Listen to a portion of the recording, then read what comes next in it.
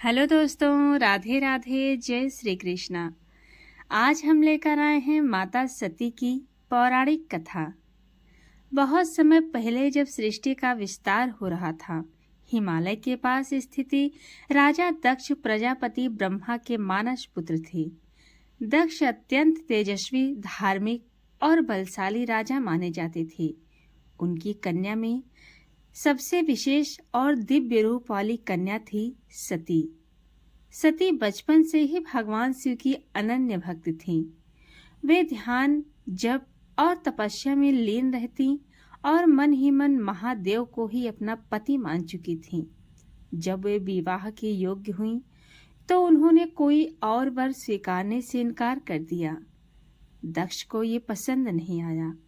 वे शिव को तपस्वी, भस्म स्नान करने वाले, व्याघ्र चर्म पहनने वाले, गले में सांप धारण करने वाले और शमशान में रहने वाले अवघड़ मानते थे।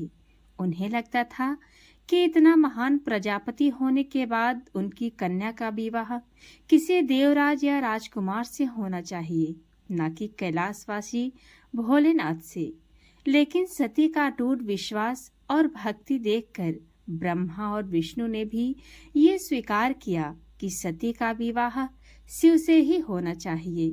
अंततः महर्षि नारद और अन्य देवताओं के प्रयास से सती का विवाह महादेव से हुआ। सारा जगत उस विवाह का साक्षी बना।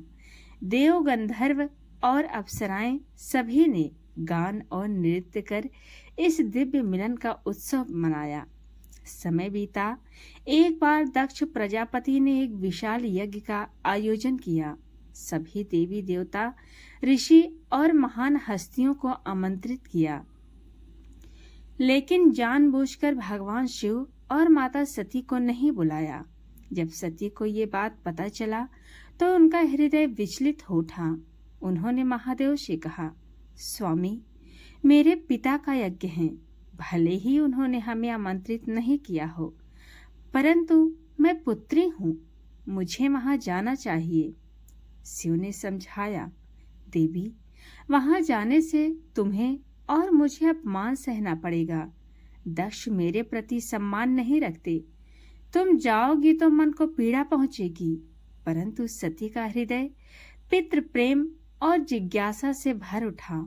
वे अकेले ही वहां से चली गई। जब वो यज्ञ स्थल पर पहुंची तो देखा कि सभी देवी देवता, ऋषि और राजा उपस्थित हैं, परंतु वहां कहीं शिव का नामोल्लेख नहीं है। दक्ष ने उनका स्वागत करने के बजाय क्रोध और उपहास में कहा, तुम्हारे पति शिव योगी हैं, भस्मासुर जैसे लगते हैं, शमशान में रहने वाले हैं, वे देवताओं के योग्य नहीं। तुम हमारी कुल लज्जा हो।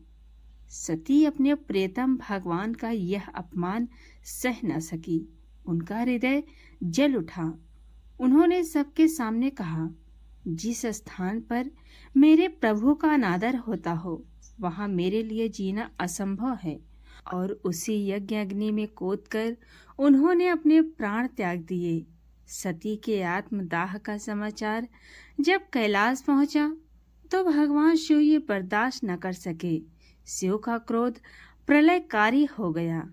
उनके जटाओं से वीरभद्र और भद्रकाली प्रकट हुए और उन्हें आदेश दिया कि वे जाकर दक्ष के यज्ञ को नष्ट कर दें। वीरभद्र ने यज्ञ स्थल को तहस नहस कर दिया।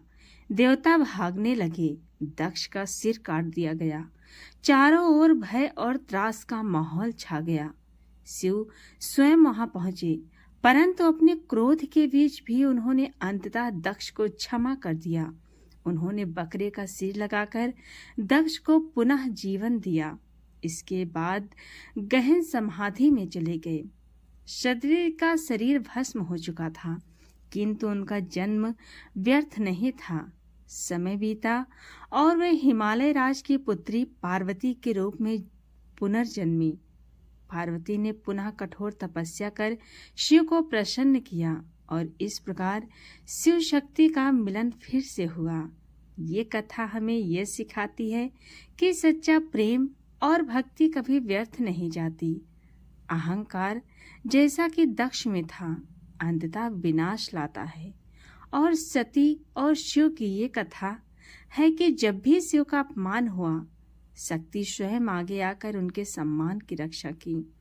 ये कथा शिव पुराण, पद्म पुराण और कई लोक कथाओं में मिलती है। आपको ये कथा कैसी लगी कमेंट में ज़रूर बताएं, और पसंद आई तो हमारे चैनल को सब्सक्राइब ज़रूर करें। अगली कथा हम किसकी डालें कमेंट में ये भी बताएं। धन्यवाद।